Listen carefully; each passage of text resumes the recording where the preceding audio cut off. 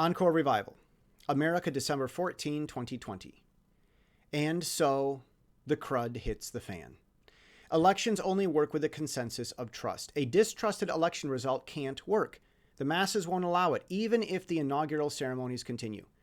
Neither Trump nor Biden can persist as president past January except in name only. This is how nations split every few centuries. We live to see historic times. 18 states, including Texas, sued the 4 swing states for illegally changing election rules mid-season.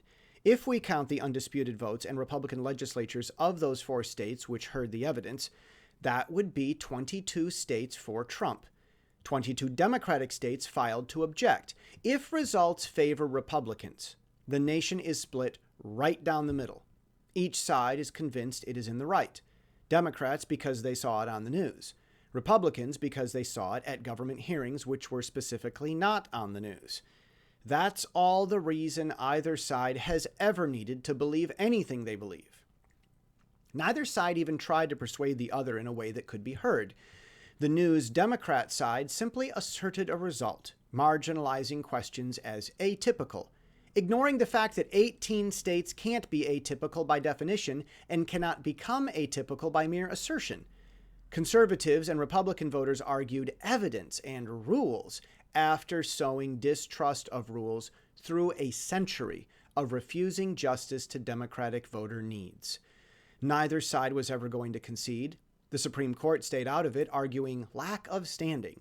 Democratic-run states answered with blanket denial one would expect from China, and it seemed to work on the Supreme Court, though it never works when China does it. With the Senate sending a blistering 83 votes against Trump's veto promise on a military bill, Republican voters feel betrayed. Surely, the gun-owning Republicans are mulling over multiple militarized options. Democrats would riot before conceding. If Trump ever does concede, it would indicate his plans to eventually win by means more formidable than a militarized option. Concession from either side would be fake, indicating hidden danger to come. Those 18 states may boycott the Electoral College, denying the 2/3 quorum. If they don't, then their lawsuit was only for show. If the Electoral College names Biden, he can rightly be called the president-elect for the first time, even if in question. And if he gets that title while in question, America will see conservative rage and liberal riots in response, like never before. Liberals aren't fond of following rules when they lose because the rules are unfair against them all too often.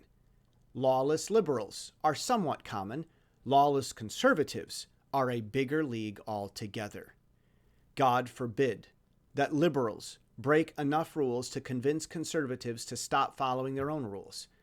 That is a wrath none could prepare for. There is no peaceful resolution, but at least Americans all agree on the depth of our long-neglected problems. Encore.